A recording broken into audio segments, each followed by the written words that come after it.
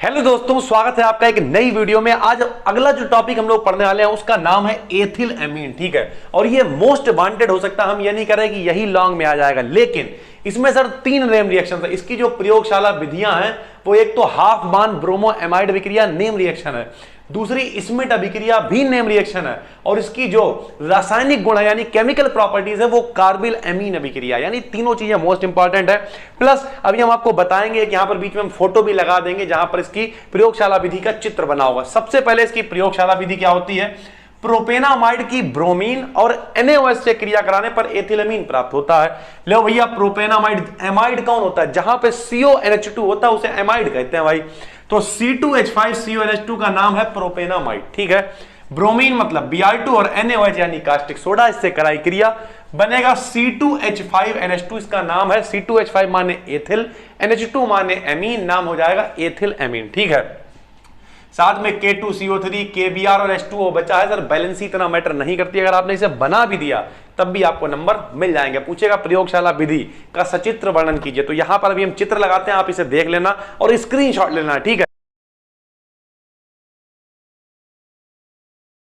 उसके बाद यहां पे हमने लिख दिया विधि, इसमें जो हमने लगाया है चित्र और विधि।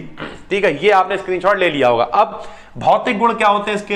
यह जल में विलय होती है क्योंकि जल के अणुओं के साथ हाइड्रोजन। ऐसे पूछेगा जल में विलयता का कारण बताइए, तो जल में विलय क्यों होती है? क्योंकि यह जल के अणुओं के साथ हाइड्रोजन बंध बनाती है। ठीक है, रासायनिक गुण भैया क्या है? आप हमने यहां पे डायरेक्ट रिएक्शन लिखी है, इसका मतलब ये नहीं डायरेक्ट लिखेंगे, पेपर में आप ऐसे लिखेंगे इसकी नाइट्रस अम्ल, इसलिए हम नीचे हिंदी लिख देते हैं, इसकी नाइट्रस अम्ल से क्रिया कराने पर एथिल अल्कोहल प्राप्त होता है। तो लीजिए सर, इसकी नाइट्रस अम्ल से क्रिया कराई, एथिल अल्कोहल प्राप्त हो गया, पानी H2 और N2 निकल गया। ठीक है, तो एक तो ये आ जाती है, इसकी नाइट्रस अम्ल से क्रिया बताइए। दूसरी जो मोस्ट इंपॉर्टेंट है वो पूछी जाती है कार्बिल अमीन अभिक्रिया। एक बात हम क्लियर कर दें, जो इसकी प्रयोगशाला विधि है इसी को कहते हैं ये हाफमान ब्रोमो एमाइड अभिक्रिया ही इसकी प्रयोगशाला विधि है। तो ये जो रिएक्शन लिखी है, अगर पूछे हाफमान ब्रोमो एमाइड अभिक्रिया लिखी है तब भी यही लिखना है, प्रयोगशाला विधि इसकी लिखी है तब भी यही लिखना है। ठीक है सर, फिर इसका जो मोस्ट इंपॉर्टेंट केमिकल गुण है, केमिकल प्रॉपर्टी है, कार्बिल एमीन अभिक्रिया होती है। क्या होती है इसकी? अब आप पेपर में लिखेंगे, यहां पे डायरेक्ट रिएक्शन हमने लिख दी है, आप लिखेंगे इसकी क्लोरोफॉर्म और KOH से क्रिया कराने पर एथिल आइसोसाइनाइड प्राप्त होता है, जो एक तीव्र दुर्गंध वाला यौगिक होता है। ठीक है, रिएक्शन कैसे?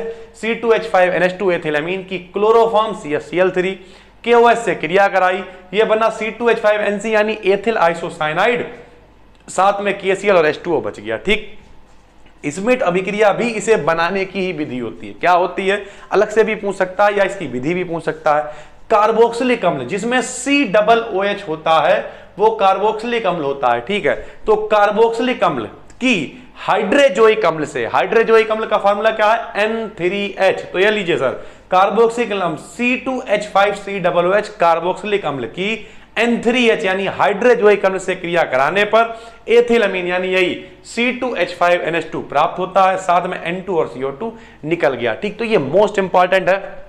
अगर हम कायदे की बात करें तो यहां पे आपको 3 नेम रिएक्शनें भी सीखने को मिली। पहली इसकी प्रयोगशाला विधि हाफमान ब्रोमो एमाइड अभिक्रिया है, इसकी एक और विधि स्मिट अभिक्रिया है, और इसका रासायनिक गुण कार्बिल अमीन अभिक्रिया। ये अलग से भी पूछी जा सकती है, निम्न पर टिप्पणी लिखिए, हाफमान ब्रोमो एमाइड कार्बिल अमीन और स्मिट, इसमें कार्बिल अमीन तो बहुत इंपॉर्टेंट है। तो ये कंपाउंड आपके लिए काफी इंपॉर्टेंट है। बीच में जो हमने चित्र लगाया था, आप इसके बाद विधि में वो चित्र बनाएंगे, विधि लिखेंगे और उसके बाद प्रॉपर ये आगे का हल करेंगे। बस दोस्तों, नीचे डिस्क्रिप्शन में एक प्लेलिस्ट दे रखी है, पूरा डिटेल उसमें सारे इंपॉर्टेंट क्वेश्चन को इंक्लूड किया गया है। जाइए, जाके पूरी प्लेलिस्ट को देख लीजिए। जो बच्चे 2022 में अच्छे नंबर लाना चाहते हैं उन सभी के लिए ये प्लेलिस्ट ब्रह्मास्त्र होने वाली है। हम मिलते हैं आपसे एक नई वीडियो में, तब तक के लिए धन्यवाद।